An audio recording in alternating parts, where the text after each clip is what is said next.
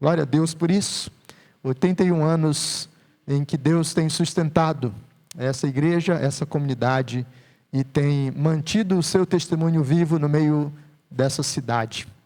Então nós vamos meditar na sua palavra, agradecendo e ouvindo mais uma vez a palavra do Senhor, que é a base, o sustento e a força para que por mais 81 anos, se assim o Senhor desejar, essa igreja possa caminhar com saúde e com vitalidade. Por isso eu quero convidar você a abrir a palavra do Senhor em Efésios, capítulo 1.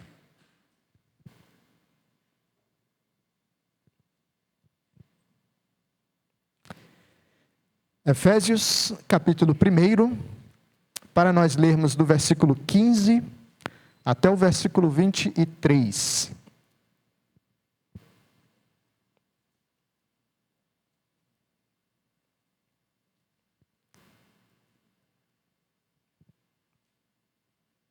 Então eu vi que aqui vocês usam a Nova Almeida atualizada. Eu vou ler na Nova Almeida atualizada, mas o meu esboço está usando a revista atualizada. Então, eventualmente, uma citação pode ficar diferente. Efésios, capítulo 1, do verso 15 ao verso 23, a palavra do Senhor nos diz assim: Por isso, também eu, tendo ouvido a respeito da fé que vocês têm no Senhor Jesus e do amor para com todos os santos, não cesso de dar graças por vocês, mencionando-os nas minhas orações. Peço ao Deus de nosso Senhor Jesus Cristo, o Pai da glória, que conceda a vocês espírito de sabedoria e de revelação no pleno conhecimento dele. Peço que ele ilumine os olhos do coração de vocês, para que saibam qual é a esperança da vocação de vocês, qual é a riqueza da glória da sua herança nos santos, e qual é a suprema grandeza do seu poder sobre nós, os que cremos, segundo a eficácia da força do seu poder. Ele exerceu esse poder em Cristo, ressuscitando-o dentre os mortos e fazendo-o sentar à sua direita nas regiões celestiais, acima de todo principado, potestade, poder, domínio, e de todo nome que se possa mencionar, não só no presente século, mas também no vindouro. E sujeitou todas as coisas debaixo dos pés de Cristo, e para ser o cabeça sobre todas as coisas, o deu à igreja, a qual é o seu corpo, a plenitude daquele que a tudo enche em todas as coisas. Essa é a palavra de Deus.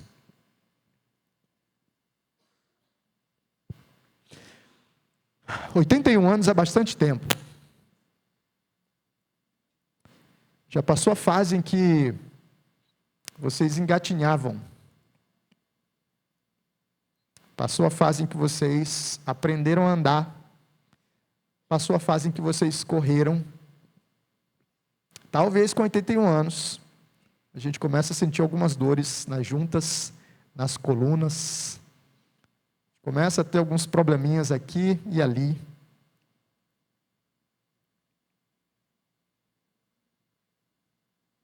Mas a experiência de uma igreja com 81 anos é uma experiência misturada. Agora é possível que vocês vivam aquela mistura de novidades, com famílias novas chegando, um monte de bebês nascendo, pelo que eu tenho acompanhado aí, né?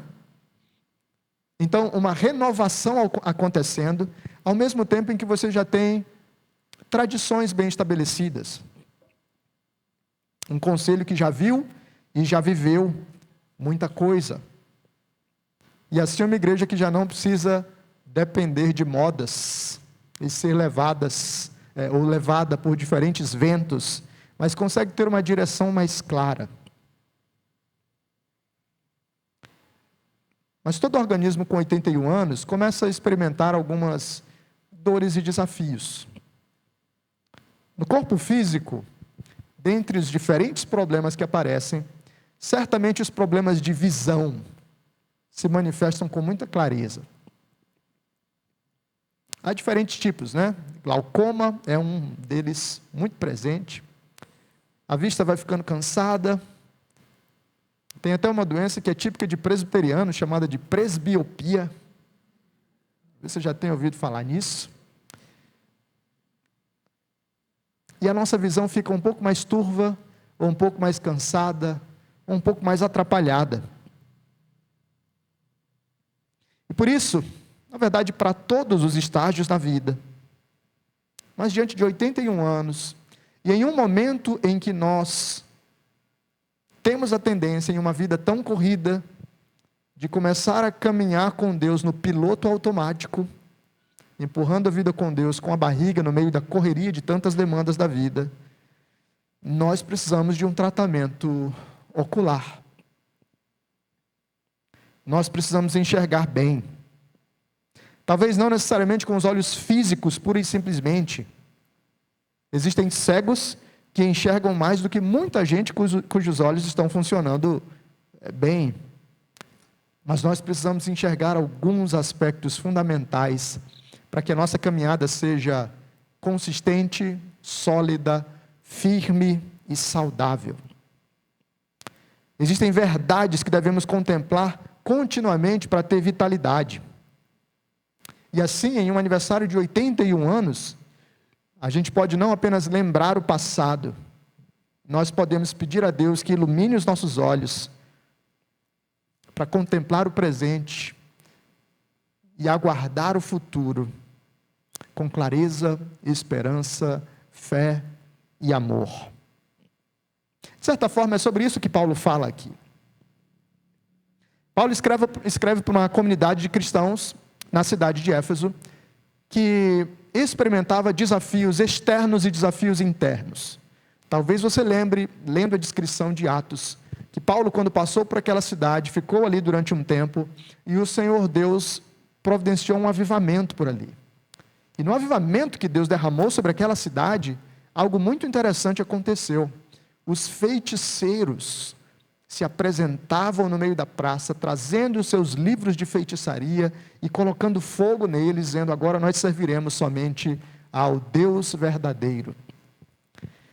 A cidade de Éfeso era uma cidade muito mística, e externamente havia uma pressão sobre a igreja de pessoas dizendo: existem seres nas regiões celestiais que vocês precisam reconhecer, adorar, e aos quais vocês devem se curvar, senão vocês experimentarão a pressão, a ameaça e a maldição deles.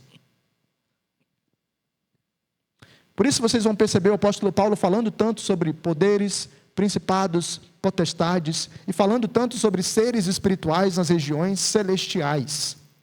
Ele está mandando uma mensagem para aquela igreja para dizer: não temam o que esses feiticeiros, místicos e pagãos estão dizendo para você. Mas havia também um desafio interno.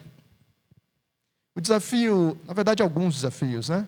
O desafio de judeus e gentios aprendendo a conviver e discernindo o fato de que agora eram um só povo por causa da obra completa de Cristo Jesus. Você já tentou juntar brasileiro e argentino para formar um mesmo time de futebol? É difícil, né? Palmeirense e corintiano, só a misericórdia de Deus.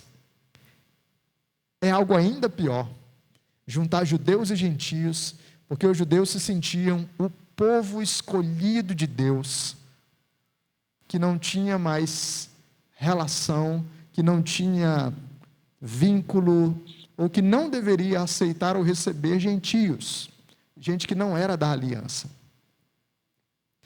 Mas Paulo escreve para lembrar esses irmãos que agora Deus estava fazendo um só homem, derrubando o muro de separação e formando uma mesma família, um só povo de judeus e gentios. Por isso, a carta de Paulo aos Efésios é considerada a carta da igreja, uma das mais belas descrições daquilo que Deus faz no meio do seu povo. E enquanto a igreja experimenta dilemas externos e dilemas internos, não apenas de comunhão, mas dilemas também relacionados a falsas doutrinas e falsos mestres, Paulo começa a sua carta lembrando os irmãos da maravilha da salvação de Deus, das bênçãos derramadas nas regiões celestiais, da supremacia de Cristo, tudo girando em torno da glória, da graça do Senhor, da ação do Espírito, sendo o selo que garante o destino do povo de Deus. E após falar sobre a bondade de Deus na nossa salvação, o apóstolo Paulo deseja orar por essa igreja. Interessante, porque o caminho bíblico é esse. A doutrina precisa levar à devoção. A nossa teologia precisa nos levar a orar e a buscar ao Senhor. E agora Paulo registra a oração dele por aquela igreja, que é basicamente o desejo que ele tem para que essa igreja experimente saúde, beleza, vitalidade, força e uma caminhada saudável. Paulo não só diz, aprendam isso, isso e isso. Paulo agora ora diante daquela igreja e diz, eu oro por vocês, e eu peço a Deus, Senhor, faça esses irmãos enxergarem isso. Então hoje, nesse aniversário de 81 anos, a gente vai ter um tratamento ocular, em que a gente vai pedir a Deus, Senhor, abre os nossos olhos, para a gente poder contemplar aquelas verdades fundamentais que nos permitem caminhar bem. Se você quiser resumir o ensino desse texto, isso poderia ser resumido na seguinte frase: nós somos fortalecidos e encorajados quando contemplamos a nossa esperança, a riqueza da igreja e o poder de Deus. Por isso a nossa oração, junto com o apóstolo Paulo, vai ser, Senhor, abre os nossos olhos, abre os olhos do nosso coração, para nós contemplarmos esses 3 aspectos fundamentais. Abre os nossos olhos, primeiro, para enxergarmos a nossa esperança. Paulo diz assim: por isso também eu, tendo ouvido a fé que há entre vós o Senhor, e o amor para com todos os santos, não cesso de dar graças por vós. Então essa é uma introdução, né? Eu menciono vocês nas minhas orações, é o que Paulo diz. E agora ele descreve qual é o foco da oração dele. Para que o Deus de nosso Senhor Jesus Cristo e o Pai da glória vos conceda espírito de sabedoria e revelação no pleno conhecimento dele. Para que Deus revele a vocês. Para que Deus ilumine os olhos do vosso coração. E para que então a revelação? E para que ele quer que nós tenhamos olhos iluminados? Para que essas 3 coisas estejam claras diante de nós. A primeira delas, saberdes qual é a esperança do seu chamamento. A ideia é, Senhor, abre os nossos olhos para nós enxergarmos a nossa esperança.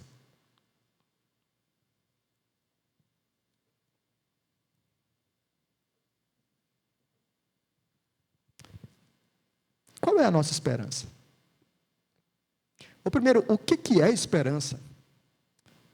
Porque na nossa cultura, a gente ressignificou o termo. E esperança passou a ser entendido como um sonho, um desejo, sem muita garantia de que isso vá acontecer. Eu tenho a esperança de que o Palmeiras seja campeão no Brasileirão desse ano. Eu tenho a esperança de perder 10 quilos, 15 quilos, 20 quilos até o final do ano. Eu tenho a esperança de quitar todas as minhas dívidas até o fim do ano. A gente tem esperança e fala disso como sonhos, como possibilidades. Mas na Escritura, esperança é algo bem mais sólido. Esperança é algo concreto, é a certeza de algo que nós esperamos, foi prometido, vai acontecer, nós só estamos esperando chegar. Isso significa que a esperança na Escritura é mais do que mero otimismo. Um pastor já disse que otimismo é psicológico, esperança é teológica. E eu acredito que isso faz muito sentido. Paulo ora para que esses irmãos enxerguem a esperança Porque à medida em que nós contemplamos aquilo que nós estamos esperando, nós podemos caminhar com maior segurança. A nossa esperança está nas promessas de Deus. Deus promete cuidar de nós nas tribulações. Deus prometeu que o seu filho retornará. Deus prometeu que a terra será restaurada. Deus prometeu plenitude final. Por isso, a nossa esperança é maior do que aquilo que qualquer ídolo pode oferecer para nós. E assim os nossos olhos podem ser postos no lugar correto para que a nossa caminhada seja firme e segura. Deus nos chamou para pertencer a Cristo e para participar do fim que Ele promete. Quando eu contemplo aquilo que Deus prometeu, e eu caminho firme, aguardando, esperando aquilo que Deus prometeu, eu posso manter a firmeza, mesmo diante de desafios, e de desafios grandes. Enquanto nós viemos para cá, em vários trechos da viagem nós vimos algumas placas assim: na neblina, coloque o farol baixo. E na neblina é interessante, porque você não está enxergando com muita clareza o que está do outro lado. Mas você sabe o que está. Depois que eu atravessar a neblina, eu chego à cidade de Londrina, eu chego à cidade de Rolândia. Está lá. Eu não estou enxergando, a neblina tapou a minha visão. Mas está lá. Talvez ao longo de 81 anos de caminhada, algumas coisas tenham ficado bem turvas diante de vocês. Será que essa igreja vai sobreviver a esse tipo de desafio? Será que eu vou conseguir caminhar diante dessa aflição ou dessa provação? E a neblina tomou conta. E diante da neblina a gente tende a ficar ansioso e preocupado. Mas Paulo diz: olha, lembra da esperança. Do outro lado da neblina está a realidade prometida por Deus. E por isso você pode caminhar com segurança. Você pode caminhar com firmeza. Você pode caminhar com alegria. Deus permanece fiel. Conhecer a nossa esperança, irmãos, então molda a maneira como nós encaramos o presente. A esperança nos faz encarar os momentos de desafios. Nós sabemos o que nos aguarda. A esperança sustenta e resgata o nosso ânimo. Nós sabemos o que nos aguarda. Em 81 anos vocês viram mudanças e desafios. Mas o que sustentou vocês? A esperança eterna. Deus prometeu sustentar o seu povo. Ele disse que as portas do inferno não prevaleceriam sobre a sua igreja. Seus olhos estão abertos para a esperança? Você contempla a promessa e você aguarda a promessa do Senhor? Você renova no seu coração e prega para o seu próprio coração aquilo que Deus anunciou e prometeu? É assim que você pode sair de uma vida desanimada e de uma igreja no piloto automático para redescobrir a alegria de uma vida plena diante de Deus. Ânimo, serviço, vitalidade, dinamismo, alegria para a glória do Senhor. Era isso que Paulo desejava para essa igreja.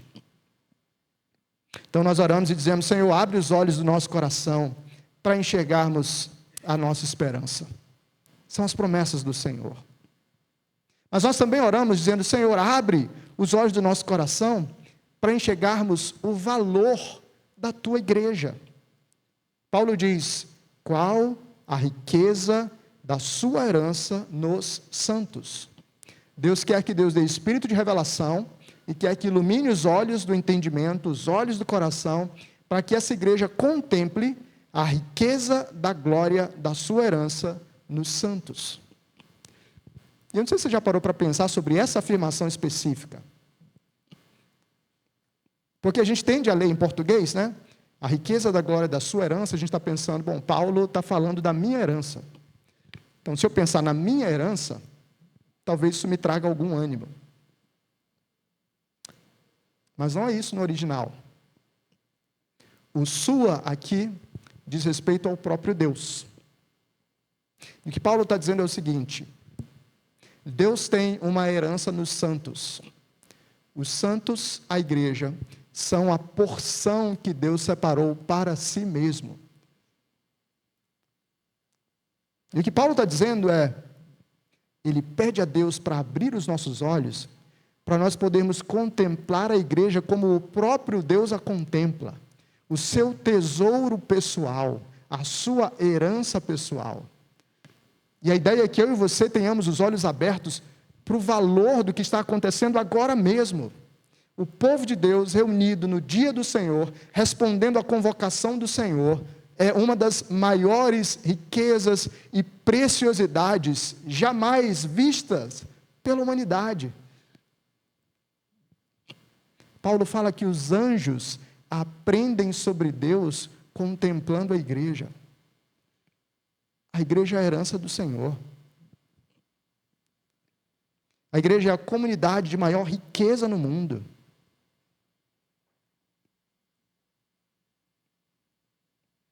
E quando você contempla o valor dela, você pode lidar com ela de uma forma diferente.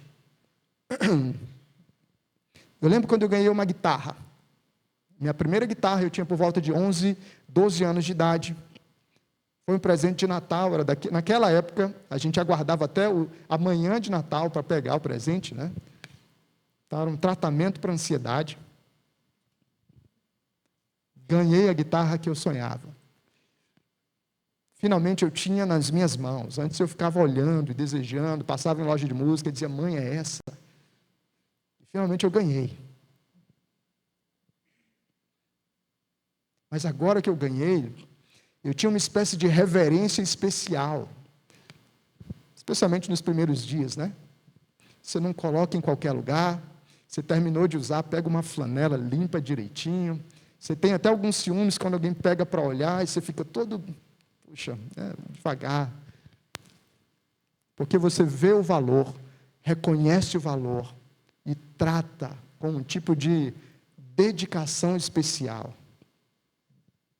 É verdade que, à medida em que o tempo passa, para muitas das coisas a gente vai perdendo a visão de valor.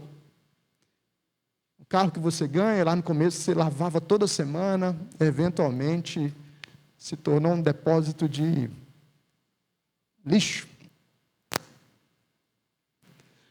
Uma roupa que você usava e dedicava tanto carinho para ela, eventualmente se transforma uma roupa que você pode manchar e sujar de qualquer forma.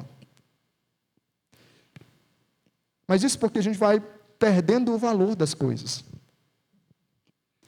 E o apóstolo Paulo pede a Deus que abra os nossos olhos para nós voltarmos a contemplar a igreja com o valor que Deus atribuiu a ela.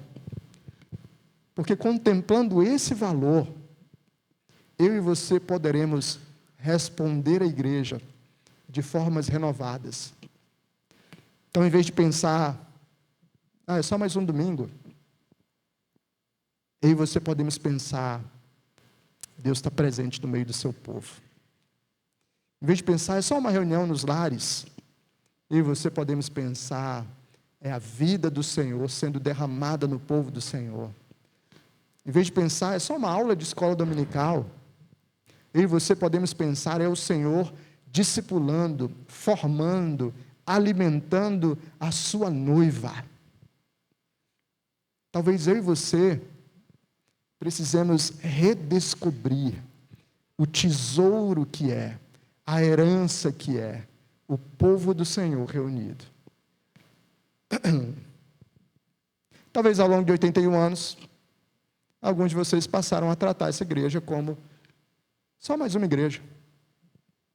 É só mais uma reunião, é só mais um culto, é só mais um estudo, é só mais uma aula. Mas eu e você podemos ter os nossos olhos abertos, participar, servir, contribuir, amar, congregar, celebrar junto ao povo de Deus. Senhor, abre os meus olhos para que eu contemple a riqueza do que está acontecendo quando o teu povo se reúne. Deus, abre os meus olhos. Eu quero enxergar a graça do Senhor no meio do seu povo.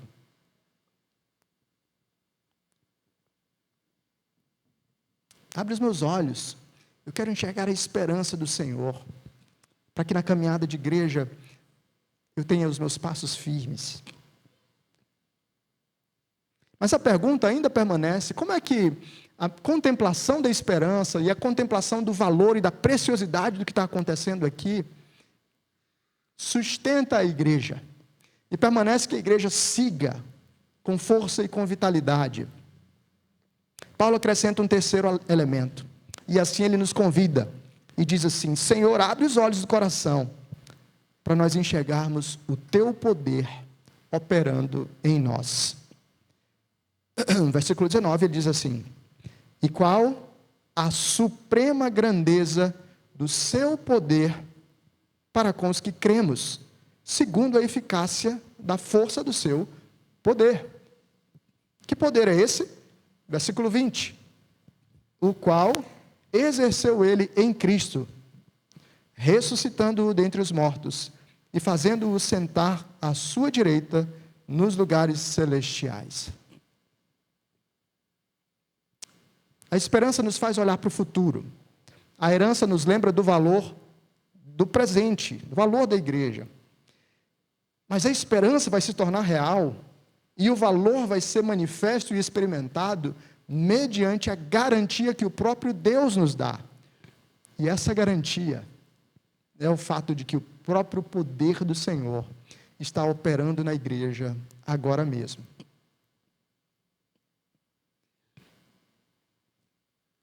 O poder que ressuscitou Jesus é o poder que agora é derramado sobre o povo do Senhor. De formas que eu e você não conseguimos contemplar completamente e nem entender completamente. Deus usa vasos de barro, gente imperfeita. Deus usa pecadores. Deus usa vozes frágeis e gargantas irritadas. Deus usa professores que estão aprendendo algumas coisas. Deus usa pessoas que estão aprendendo a tocar e cantar. E no meio disso tudo, o poder soberano e supremo de Deus age no meio do seu povo, instilando vida, regenerando pessoas, confrontando pecadores, animando aqueles que estão abatidos, fortalecendo os fracos, e assim guiando, dirigindo e sustentando o seu povo. O poder que age em nós não é um poder genérico, uma força abstrata. É o poder que entronizou Cristo, o ressuscitou e o deu à igreja como cabeça. Agora mesmo, enquanto vocês escutam essa voz meio fraca, o poder do Espírito age na mente e no coração de vocês de forma que nós não conseguimos explicar completamente. Agora mesmo, enquanto a palavra é pregada para as crianças, o Espírito age no coração delas, para que elas sejam direcionadas para o Senhor. Existe muito mais do que nós conseguimos enxergar. É a graça e o poder do nosso Deus agindo no meio do seu povo. E a certeza de que o poder de Deus opera no meio da igreja renova o nosso ânimo, a nossa força, e nos faz caminhar com muito mais alegria e ousadia, sabendo que o nosso trabalho no Senhor não é vão. Deus está agindo. A imagem que o apóstolo Paulo usa é a da ressurreição de Jesus.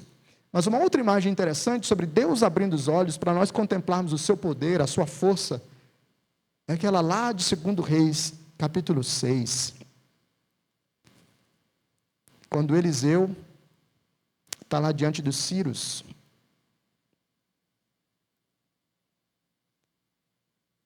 E o servo de Eliseu está olhando os exércitos e está morrendo de medo. Mas Eliseu parece seguro, firme, tranquilo. Não dá para entender. Eu estou diante de um exército de inimigos, altamente letal. Eles estão vindo para nos destruir. Como é que eu vou ficar inteiro? Eliseu tem os olhos abertos para aquilo que o seu servo não tem. O poder de Deus. Os exércitos de Deus. Eliseu pede para que o Senhor abra os olhos. E agora o seu servo consegue contemplar aquilo que é invisível. E é exatamente isso que está acontecendo agora mesmo, no meio dessa igreja, no meio do povo do Senhor. Coisas invisíveis a olho nu, mas que manifestam um poder soberano e eterno. Deus sustentando a sua noiva, a sua igreja. Conhecer o poder pode nos encher de humildade, porque nós não vamos tentar sustentar a igreja na força do nosso braço. Nós vamos ser dependentes do Senhor. Conhecer o poder de Deus pode nos dar coragem e segurança. Porque ainda de que tenhamos de enfrentar oposição, quem nos guarda é o Senhor e o seu poder.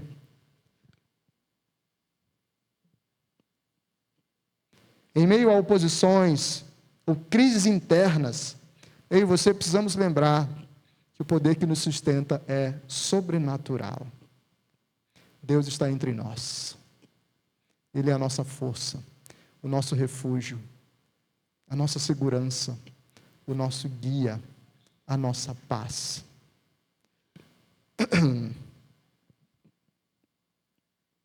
Uma senhora pode chegar à velhice sem enxergar muito bem. Desafios na visão. Vista cansada, glaucoma, outros problemas.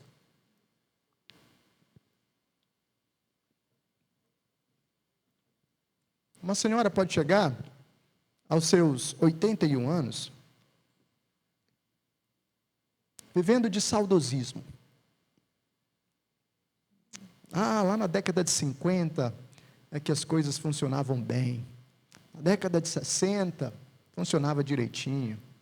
O pastor que passou por aqui na década de 80, ele era um pastor maravilhoso.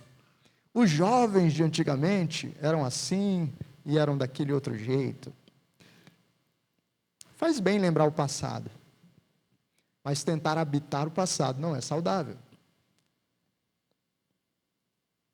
Uma senhora de 81 anos pode viver de saudosismo e pode viver de amargura.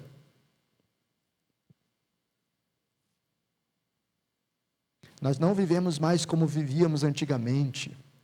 Os nossos adolescentes agora fazem coisas diferentes do que eu fazia quando era adolescente. Ou pode viver de lembranças de coisas ruins que passaram nessa igreja. Nunca aceitei o que aquele presbítero falou para mim. Nunca aceitei a decisão do conselho quanto àquele assunto. Nunca gostei da reforma da igreja, ou da galeria, ou eu queria que esse ar-condicionado fosse mais potente. Nunca gostei desse negócio de bateria na igreja. Ainda tem gente que pensa assim, né?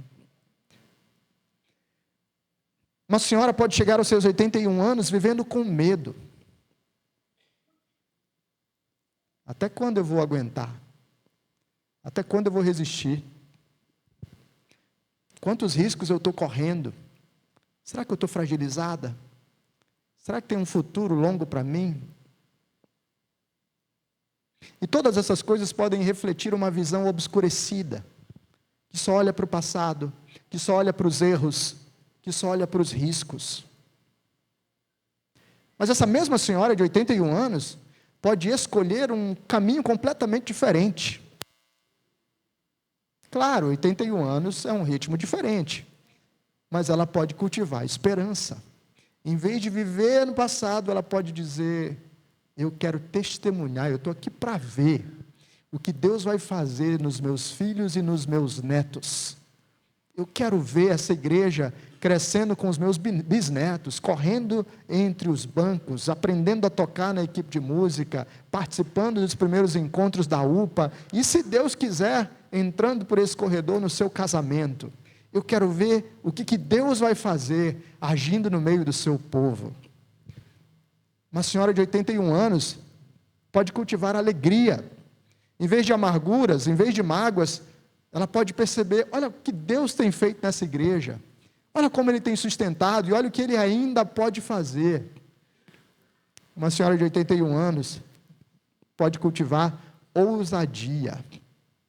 Ela pode dizer, meu filho, minhas pernas não aguentam mais tanta coisa. Mas a gente ainda consegue bater na porta de alguns vizinhos e falar de Jesus. A gente ainda consegue, no meio dessa cidade, testemunhar do Senhor. A gente ainda consegue viver com fidelidade e com coragem. A gente ainda pode fazer coisas santas, belas, ousadas e verdadeiras para a glória do nosso Deus. Nós temos uma senhora de 81 anos entre nós. Esse corpo.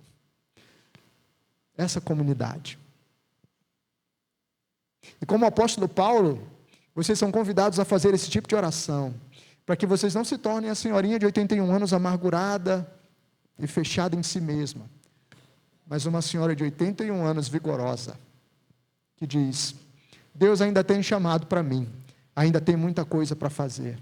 Eu contemplo a esperança, eu contemplo a riqueza do povo de Deus, e eu contemplo o poder de Deus que sustenta essa comunidade, e assim eu quero caminhar com alegria, com ousadia, com fidelidade, com beleza, com verdade, com santidade, e descansar na graça do Senhor que me sustenta.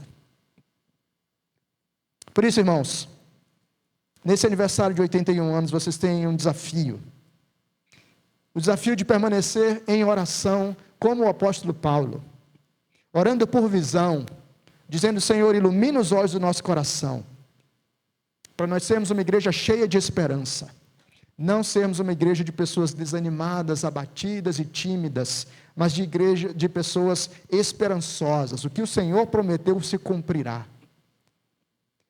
Ilumina os olhos do nosso coração para ser uma igreja que reconhece o valor da igreja, não uma igreja que despreza, uma igreja que diz assim, meu pai fundou aquele grupo lá, mas eu só vou lá quando tem o batismo de alguém, ou quando tem na culto de Natal. Não. Uma igreja que percebe o valor, o significado e participa. Uma igreja que contempla e depende do poder do Senhor. Deus, abre os nossos olhos e dá-nos essa visão. Vocês são desafiados a orar. Senhor, ajuda-nos a tratar essa igreja como verdadeiramente preciosa. Ajuda-me a estar presente. Ajuda-me a servir. Ajuda-me a contribuir. Ajuda-me a assumir a postura não de um consumidor, mas a de um membro do corpo. Vocês são desafiados a orar. Senhor, ajuda-me a depender do Teu poder, para não vivermos nem de saudosismo, nem de ansiedade, mas de obediência com coragem, sabendo que o Senhor fará o que o Senhor estabeleceu. Nesses 81 anos, vocês podem ser renovados na esperança, na alegria, na valorização e na dependência do poder de Deus. Vocês já sabem o que Deus deseja para essa igreja? Que ela floresça e que ela tenha vida. Sabendo o que Deus deseja, sabendo que Deus deseja dar esse presente para vocês, não é razoável que nós estendamos as mãos vazias da fé para o Senhor, dizendo, Senhor, nos dá aquilo que o Senhor tem para nós. Não é razoável que nós peçamos a Deus aquilo que Ele deseja que nós peçamos. E não é razoável que nós comecemos a exercitar a nossa obediência, agindo concretamente nessa direção. Se você está aqui nesse aniversário de 81 anos, e a sua caminhada como igreja, com essa igreja, tem sido uma caminhada meio morna, você está mais ou menos aqui, esse é um chamado do Senhor, para você redescobrir a alegria e a beleza do povo de Deus. Deus prometeu coisas grandiosas para o seu povo. A bênção do Senhor e a riqueza do Senhor está na sua herança nos santos. E o poder de Deus está agindo aqui nesse meio. Por isso, se você é um daqueles que está mais ou menos aqui, olha a oração do apóstolo Paulo. Pede a Deus que abra os seus olhos. E seja você um daqueles que vão mudar a sua postura, para experimentarem a vida comunitária com alegria no meio do povo de Deus. Se você é um desses que está vivendo desanimado, talvez quase pensando em desistir da igreja, olha o que Paulo está falando aqui. A herança de Deus é o povo do Senhor. Essa riqueza não existe em nenhum outro lugar. A Netflix em casa pode ser confortável e agradável. Pedir o iFood para assistir a sua série preferida pode ser gostoso, mas nunca vai chegar perto da riqueza e da preciosidade de estar no meio do povo de Deus, quando Deus habita no meio dos louvores do seu povo. Não tem comparação. Nenhum outro entretenimento, nenhuma outra diversão, nenhuma outra comunidade é uma comunidade tão rica, tão preciosa, tão valiosa e cheia de significado como o povo do Senhor. Talvez os seus amigos da escola pareçam mais interessantes do que a igreja, mas deixa eu te dizer uma verdade. A riqueza aqui presente não se encontra em nenhuma outra comunidade.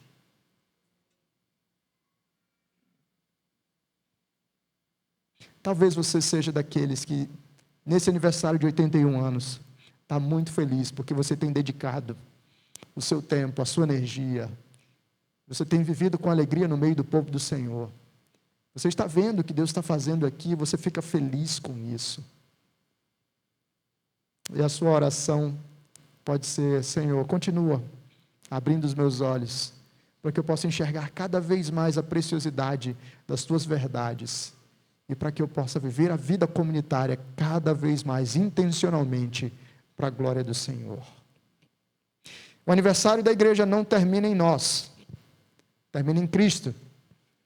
Deus ressuscitou Jesus, o exaltou e o deu à igreja como cabeça. Então a história dessa igreja não depende do seu fôlego, depende do Senhor que reina. Com os olhos do coração iluminados, essa igreja é convidada a seguir, com esperança, com amor, com confiança no poder de Deus. E lembrando que tudo isso só é possível e só é real porque o Senhor Deus, tendo misericórdia de pecadores como eu e como você, enviou o seu Filho Jesus para viver a vida perfeita no lugar de pecadores, para morrer no lugar de pecadores e para ressuscitar para a salvação de pecadores, de modo que aqueles que estão em Cristo experimentam segurança e paz. Eles têm as promessas, eles contemplam a riqueza, eles experimentam o poder. Por isso, se você já crê em Cristo Jesus e tem vida com Ele, esse é um convite para você renovar a sua visão, desfrutar disso ainda mais intencionalmente e ainda mais ricamente. É como se você descobrisse aquele prato que já é delicioso, e agora você descobre o quão nutritivo ele é, e você pode experimentar sabores ainda mais plenos e felicidade plena em desfrutar dessa comida. Mas se você está aqui nessa noite, você nos visita, você foi convidado por alguém, e ainda não tem vida com Cristo, o que a Bíblia fala sobre você é que você não tem as promessas, é que você não desfruta da riqueza, e o único poder que é exercido sobre você é o poder do juízo de Deus, porque Jesus diz que aquele que ainda não está nele, aquele que não crê nele, já está condenado. Por isso Deus determina a todos os homens, em todos os lugares, que se arrependam, porque Ele estabeleceu um dia em que há de julgar o mundo, e Ele deu provas disso, por meio desse poder que ressuscitou a Cristo Jesus. Deus julgará aqueles que desprezaram a sua noiva, aqueles que desprezaram a sua palavra, aqueles que desprezaram o seu poder, e talvez essa seja a sua vida até aqui.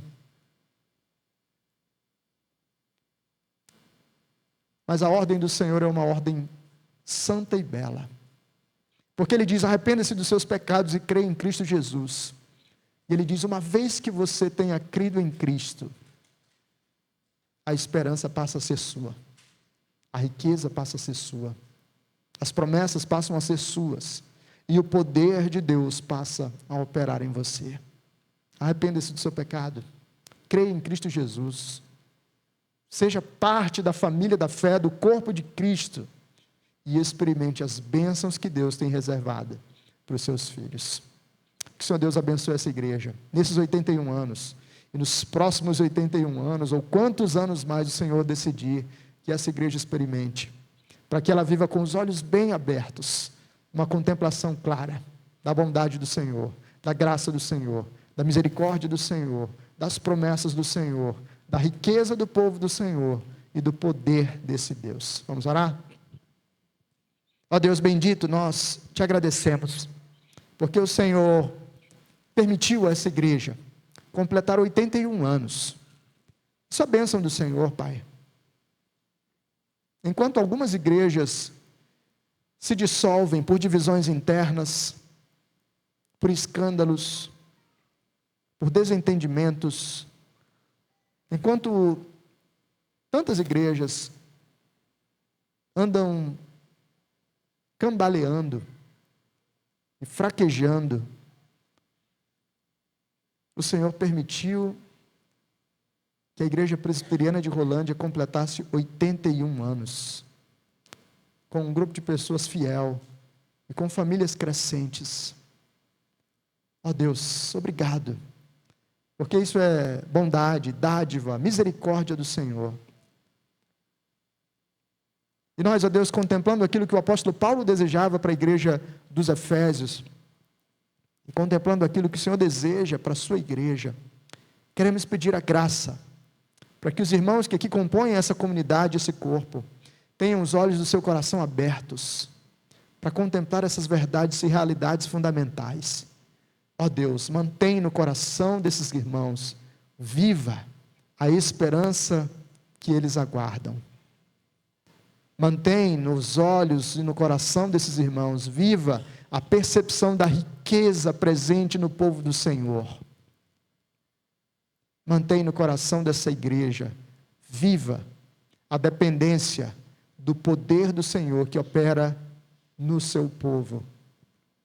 Para que essa igreja caminhe com firmeza, segurança, alegria e ousadia diante dessa cidade, para que as famílias continuem sendo tratadas e renovadas, para que homens sejam fortalecidos, para que mulheres sejam tratadas, para que pais e filhos sejam reconciliados uns com os outros, para que crianças, jovens e adolescentes sejam discipulados e formados no amor do Senhor, e para que essa igreja no meio da cidade testemunhe que o Senhor Jesus é Rei e que o seu reino vem, e para que cada bebezinho que nasce aqui, filho do pacto da aliança, venha com sorrisos e choro, que são música para o povo de Deus, como testemunho da bênção do Senhor, que continua fazendo a sua família crescer. Abençoa, ó Deus, sustenta, dirige, guarda, fortalece e renova. Abençoa o reverendo Paulo, abençoa o conselho dessa igreja, abençoa, Deus, os diáconos, abençoa as sociedades domésticas, e permita que essa igreja cada vez mais experimente beleza, alegria e vitalidade. Para a glória do Senhor nós pedimos, em nome de Jesus. Amém.